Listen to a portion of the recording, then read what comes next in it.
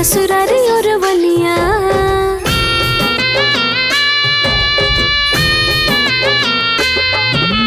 ए मोर पहुना बैठा ससुरारी और बनिया। ए मोर पहुना बैठा ससुरारी और बनिया। जब लेना संग संग घूमबा भवरिया, अग्नि के साक्षी मान ले बना ही फेरिया, तब लेना मिली दुल्हनिया।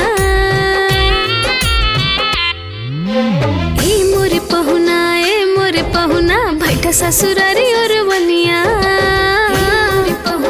ए मोर पहुना बैठा ससुरारी और बनिया।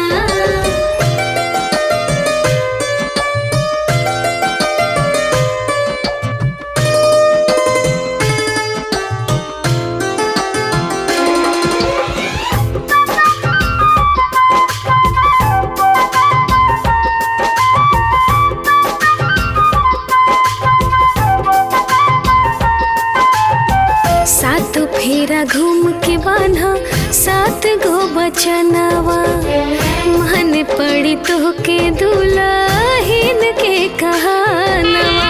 7 फेरा घूम के बान्हा 7 गो बचनवा, मन पड़ी तो के दुल्हन के कहानवा। सारी रात जगबा तो निंदिया गवाइबा, सिया सुकुवारी जैसे दुल्हन पाइबा, जिंदगी में आ जाई रोशनिया।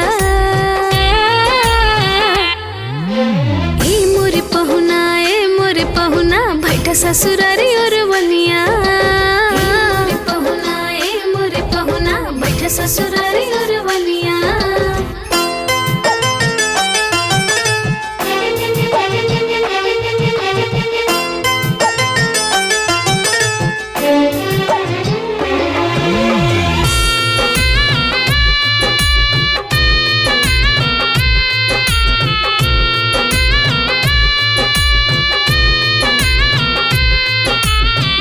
वादा कर दूसरा के ओरिया न तकबा, दुल्हन के छोड़े ने ओने नाही झकबा।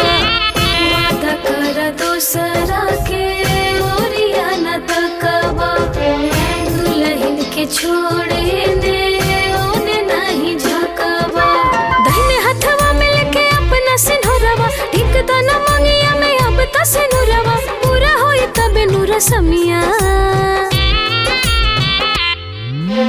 ए मोर पहुना बैठा ससुरारी और बनिया।